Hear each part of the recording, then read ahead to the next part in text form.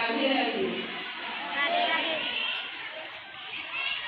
आज शिक्षक दिवस है। ये आप लोग के उत्साह और मेहनत देख के पता चल रहा है।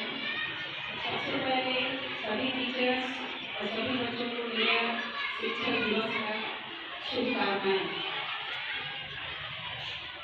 अभी पांडे सर और आपके प्रिंसिपल सर दोनों ने ही शिक्षक दिवस का महत्व बताया।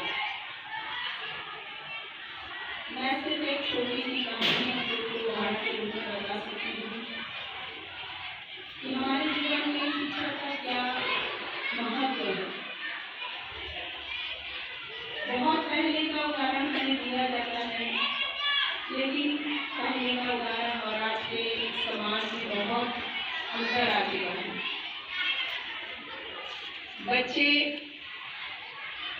हर मर्यादा को पार कर चुके हैं। आज के समाज का रहन सहन, आज के बच्चों का सोच देखकर टीचर्स बहुत दुखी हो जाते हैं। लेकिन आपके टीचर्स हमेशा प्रयास यही करते हैं कि आपने वो मोरल सिखाए जो वो अपने बचपन में अपने शिक्षकों से सीखते हैं। शिक्षक हमेशा आपको अपने जीवन का उदाहरण देते हैं कि हमें कैसे बनना चाहिए। क्योंकि हमारे जीवन में शिक्षक जब आते हैं तभी हम अनुशासन, तभी हम बहुत सारे ज्ञान प्राप्त करते हैं। घर में हमें संस्कार मिलता है, घर से हमें वो ज्ञान मिलता है कि हम जब अपना घर से बाहर जाते हैं तो अपना परिचय देते हैं, पिता के नाम से, अपने दादाजी के नाम से। लेकिन माँ को तो भूल ही जाते हैं, माँ को हमेशा भूल जाते हैं। माँ ही वो इंसान होती है जो पहली बार हमें ये बताती है कि उनके साथ क्या संबंध है हमारा। माँ ही सिखाती है जब पहली बार स्कूल ले जाती है कि बेटा ये आपके शिक्षक हैं, आपको बैठना चाहिए, आपको झुकना चाहिए, है ना। उसके बाद हमारे शिक्षक आते हैं और वो शिक्षक जो हर पड़ाव में चेंज होते हैं, उनकी पर्सनालिटी चेंज हो जाती है। अलग अलग टीचर्स आते हैं हर क्लास के हिसाब से, लेकिन वो शिक्षक ही आते हैं। और क्लास में हर टीचर हर रोज आके आपको कुछ ना कुछ शिक्षा देते हैं।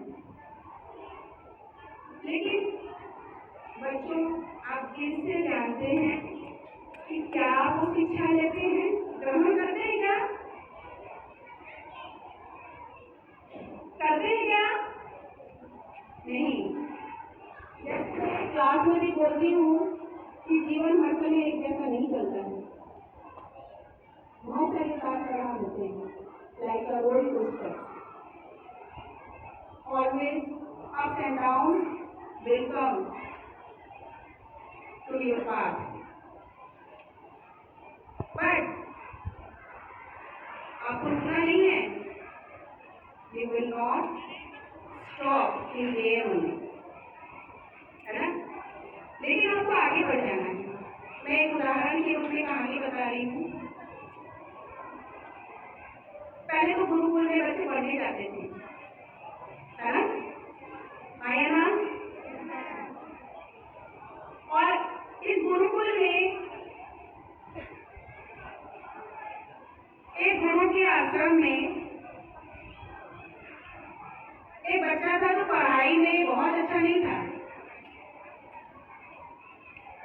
गुरु उसको मानते भी नहीं थे, क्योंकि वो पढ़ता नहीं था, आलसी बन के बैठा रहता था, हर काम से पीछे रहता था। तो गुरु उनको जो है हर समय धिकारते थे और वर्क्स देते थे, अलग तरह के। जंगल जाओ, लकड़ी काटो, गाय चराओ, गाय धुओ, और खाने के रूप में गुरु माता को भी प्रेशराइज करते थे, क्या रूखी सूखी खाना दो, तो उनके अनुरूप नहीं था। और वही बच्चा ऐसा कर्म किया कि गुरु उनके ऊपर नाज किए।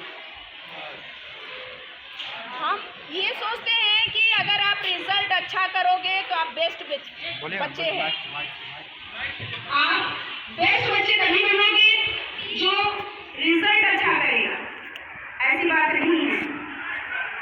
वो जो अपना रिजल्ट और अच्छा करता है जब पढ़ाई में मेहनत करता है, लेकिन हम सिर्फ पढ़ाई नहीं चाहते हैं, हम चाहते हैं आप ऑलराउंडर बने। आप अपने व्यवहार, अपने नैतिकता, अपने सद व्यवहार, गुरुओं को सम्मान देना, हर चीज में आगे रहें। और उस लड़का का नाम उपमन्यु था। उस लड़का का नाम क्या था? उपमन्यु, जिसे उनके गुरु हर से निकालते थे। और एक दिन बहुत तेज बारिश हुई, तो गुरु उनको बोले कि तुम जाओ और देखो खेत में कोई प्रॉब्लम तो नहीं हो रही है। और वो बच्चा चला गया। बहुत तेज बारिश के कारण जमीन के जो पार्टिकल होते हैं वो टूट गए और वहां का नहर भी टूट चुका था। वो अपने गुरु का आज्ञा पालन करने के लिए उस जमीन के पार्टिकल में वो सो गया। बारिश रुक नहीं रही है और सांप होते जा रहा था, लेकिन वो बच्चा वहां से हिला नहीं। बहुत रात हो गई तो गुरु माता को चिंता हुई, वो बोलेंगे तो लौटा नहीं है, तो क्या कर गई। और गुरु को बातें करने लगी, ड्यूटी करने लगी। अब देखिए ना मुझे क्यों नहीं आया, वो तो नारायण बालक है, क्यों नहीं आया, आप इतना नाराज क्यों है उसके ऊपर। आप देखिए कब गुरु मसाल लेके अपने विद्यार्थियों के साथ शिष्य रहेंगे, उस समय शिष्य कहते थे, गुरु के शिष्य होते हैं, शिष्यों के साथ वो देखे गए। हर तरफ उपमन्यु का नाम गूंज रहा था, हर कोई ढूंढ रहा था, लेकिन उपमन्यु की कोई खोज नहीं थी।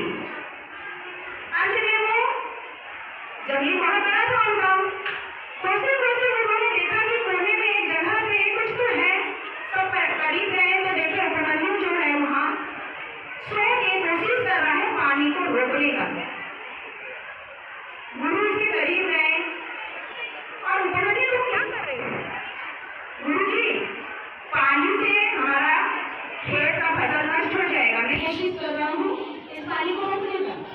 गुरु जब उसको उठाने के लिए जाते हैं तो उसका शरीर जो है इतना गर्म था कि वो बेहोशी की हालत में जा रहा था, लेकिन वो कोशिश नहीं छोड़ा। क्यों? क्योंकि उसकी गुरु का आज्ञा था, वो शिष्य था। और शिष्य होने के कारण गुरु का आज्ञा पालन करना। गुरु से उठाते हैं, दूसरे शिष्यों के साथ उसे गुरुकुल भेज देते हैं कि वो पानी को रोकें। सुबह तक सारा कुछ ठीक हो जाता है। फिर वो आके गुरुकुल में देखते हैं कि बुखार से तड़प रहा है, गुरु माता करीब बैठी है, उसका उपचार होता है। जब वो सही हो जाता है तो गुरु से पूछते हैं कि बेटा तुम इतनी बारिश में वहाँ लेट के पानी क्यों रोक रहे थे, क्या तुम बेवकूफ हो? नहीं गुरुजी, मैं तो आपका आज्ञा का पालन कर रहा था। तो गुरु रोए पड़ते कि जिस बच्चा को मैं सालों से दुत्कारता हूँ, धिक्कारता हूँ, वो पढ़ता नहीं है, लेकिन मेरा एक कहने से वो अपने तकलीफ को भूल कर भी सिर्फ मेरा आज्ञा का पालन कर रहा है। तो शिष्य वही महान होता है जो गुरुओं का आज्ञा का पालन करता है। तो बच्चों, ये आज के दिन में आप लोग अपने मन में गांठ बांधे कि शिक्षक ही वही इंसान होता है जो आपको कर्म पथ में आगे बढ़ने का शिक्षा देता है, अनुशासन सिखाता है, हर तरह का ज्ञान प्रदान करता है। तो शिक्षक को कभी भी इरेस्पेक्ट ना करें। Thank you.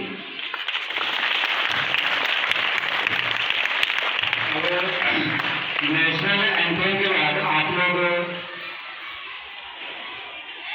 पुष्पांजलि अर्पित कर